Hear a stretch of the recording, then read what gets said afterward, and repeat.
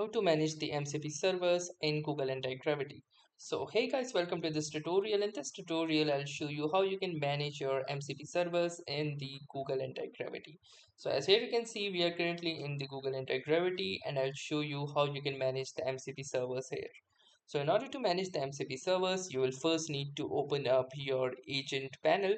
If this does not open for you, you can try clicking onto this option, or alternatively press the shortcut Control Alt B. Then after typing in the same, you will have your agentic panel open up, and within the agentic panel you will see these three dots right here. Click onto this additional option, and from here choose the second option, that is MCP servers. Once you click onto the MCP servers, here are different MCP servers that we have.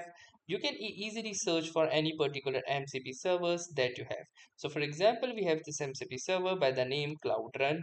You can simply click onto this, and if you wish to install this particular server, click onto this install button, and this particular MCP server will be installed onto the same, and you can configure this as well. So this was pretty much it about this particular video. Thank you so much for viewing this, and also have a nice day.